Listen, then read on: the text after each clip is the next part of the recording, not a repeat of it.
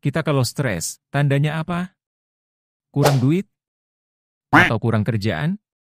Tanaman juga bisa alami stres juragan.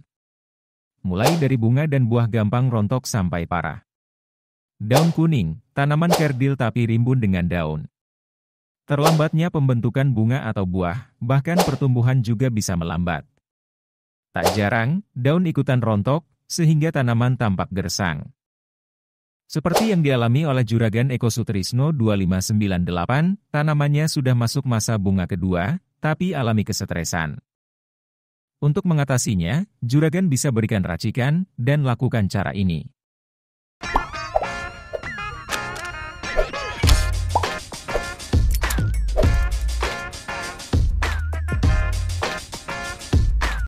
Air jadi sumber kehidupan, semua makhluk hidup juragan. Mulai dari manusia, hewan, tumbuhan maupun jamur. Kekurangan atau kelebihan air bisa menyebabkan stres tanaman. Di musim kemarau, yang kerap alami kekeringan, tanaman bisa gersang, banyak daun, bunga dan buah yang rontok.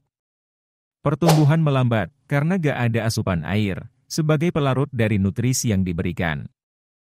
Sedangkan ketika musim hujan, rentan kelebihan air, sampai lahannya tergenang. Selain pengaturan sistem drainase yang baik, juga rutinkan aplikasi fungisida ketika musim hujan. Dan pemberian pupuknya, secara tabur atau semprot saja, kurangi pengocoran pupuk. Tanaman atau tanah yang kelebihan air, bisa alami kelayuan dan rentan terserang penyakit, terutama jamur dan bakteri patogen.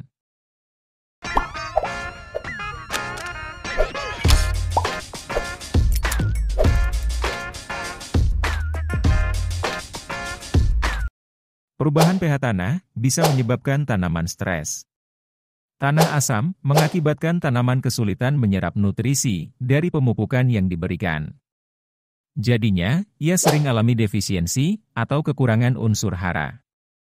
Ujung-ujungnya, pertumbuhan melambat, tanaman kerdil, kadang batang kecil tapi panjang. Bisa juga daun keriting, kuning tapi gak gejala serangan hama. Bahkan, tanaman jadi rentan sakit ketika musim hujan, seperti terserang busuk batang, akar, layu bakteri, antraknosa, dan penyakit lainnya. Maka juragan harus rutinkan, cek pH tanahnya, bisa dengan pH meter, atau kertas lamus. Pastikan pH-nya mendekati netral, yaitu 6,5–7.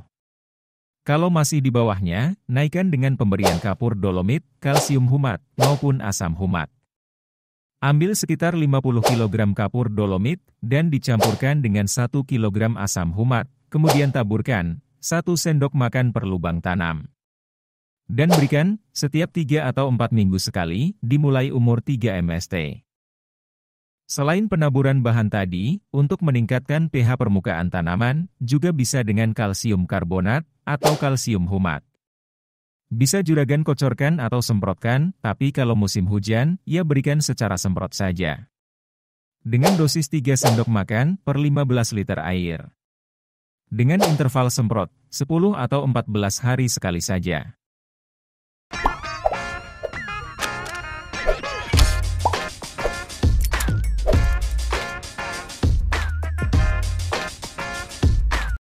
Untuk mengatasi tanaman stres, selain disesuaikan dengan fase tanaman juragan, juga dikombinasikan dengan 2 bahan ini saja, yaitu pemakaian asam amino dan pupuk mikro. Keduanya bisa mencegah stres tanaman akibat cekaman lingkungan, cuaca ekstrim, dan dari serangan hama penyakit. Asam amino, seperti biasanya dengan Ambition, dengan kandungan asam amino 46,9%, asam fulfat 2%, dan unsur mikro 5,315%. Sekitar harga 80 ribuan per kemasan 500 ml. Kombinasi antara asam amino dan asam fulfat berguna untuk mengaktifkan sistem enzim pertahanan tanaman untuk meningkatkan toleransi terhadap stres abiotik dan serangan virus, jamur maupun bakteri. Memaksimalkan laju fotosintesis dan mempercepat proses metabolismenya. Sedangkan pupuk mikronya, seperti dengan produk Vitaronsal, mengandung mikro lengkap, yaitu magnesium 3%, sulfur 1%, besi 3200 ppm, tembaga 1600 ppm, dan zinc 600 ppm.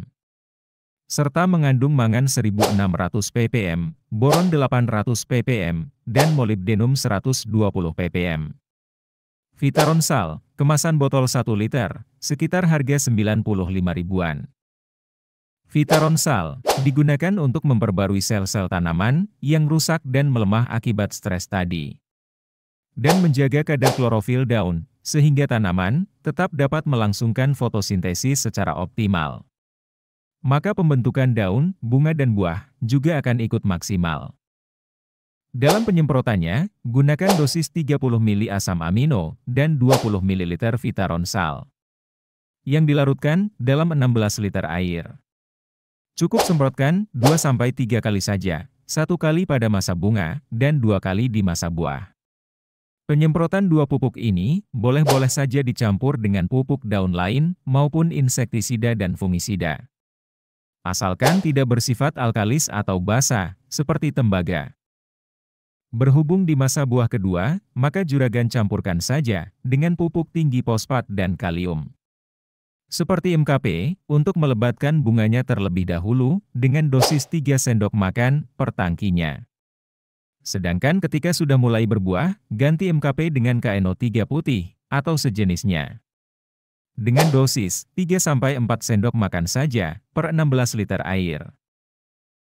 Semoga dengan 3 cara ini bisa mengatasi tanaman cabai juragan yang stres di masa buah kedua ini.